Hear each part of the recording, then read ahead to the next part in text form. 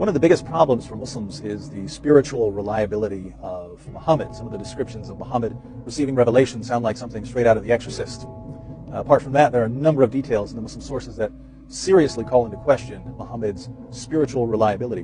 When Muhammad was young, his foster mother thought he was demon-possessed, since two beings threw him to the ground and he was found with a livid face. Moreover, Muhammad's first alleged revelational experience with the being that would come to be viewed as Gabriel was actually demonic. In Sahih Bukhari, we read about this early encounter in the cave of Hira between Muhammad and this being, quote, "The Prophet added, 'The angel caught me forcefully and pressed me so hard that I could not bear it any more. Then he released me and again asked me to read, and I replied, I do not know how to read.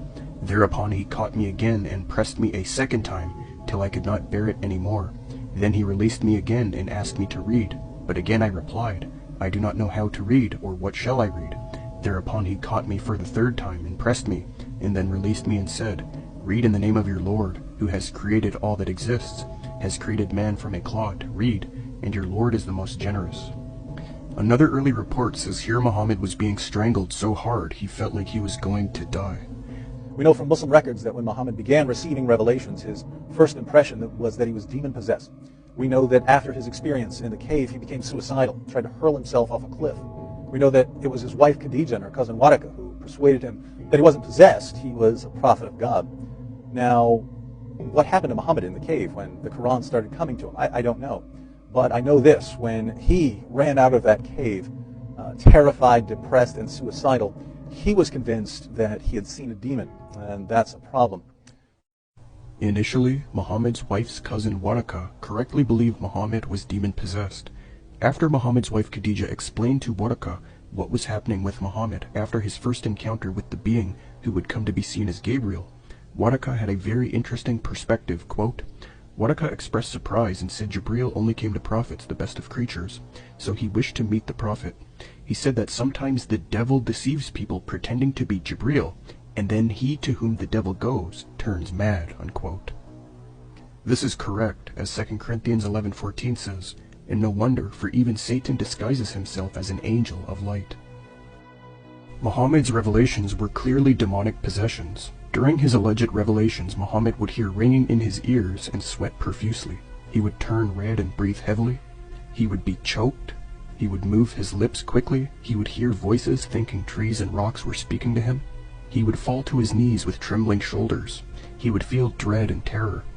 He would have a racing heart with swollen veins on his shoulders and neck. He would have a severe fever. This is consistent with demonic possession, and it's inconsistent with what is documented about the experiences of previous prophets who received actual revelations from God. And there are other problems. Think about the satanic verses, the verses that Muhammad delivered to his followers and later claimed were from Satan. When Muhammad, this is how the story goes, when Muhammad was preaching in Mecca, he didn't win very many converts, but he wanted his countrymen to accept Islam, and he was hoping to receive a revelation that would help them. And then one day, of course, he got the revelation he was looking for. It said, "Have you not heard of Alat and Alusa and Manat, the third, the other?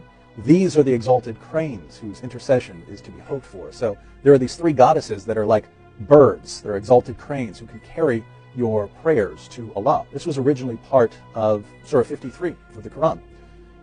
Muhammad delivered these verses to his followers. He bowed down in honor of them, and his followers bowed down with him. But a little while later, Muhammad told his followers that these verses, which he had delivered as part of the Quran, weren't really from God, they were from Satan. And he replaced them with the words that we find in the Quran today.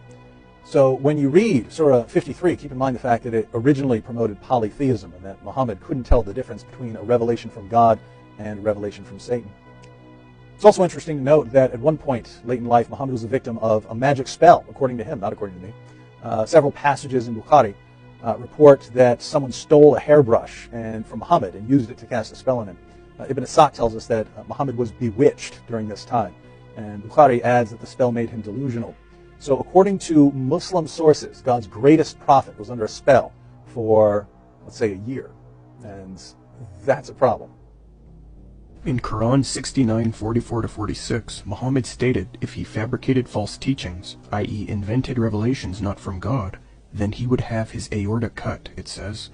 And if he had fabricated against us some of the sayings, we would certainly have seized him by the right hand, then we would certainly have cut off his aorta. Well, it just so happens that the Muslim sources tell us Muhammad was poisoned by a Jewish person and then reported that it caused him to feel as if his aorta was being cut. Quote, narrated Aisha, the Prophet in his ailment in which he died used to say, "O Aisha, I still feel the pain caused by the food I ate at Kabar, and at this time I feel as if my aorta is being cut from that poison." And so we look at the historical records, and we find that Muhammad originally thought he was demon-possessed. He became suicidal when he started receiving his revelations. He delivered verses from Satan, and people could cast spells on him. And Muslims, a lot of Muslims don't know anything about this, but even if you point it out, they say, it's no big deal. But I look at it and say, maybe there's something wrong here.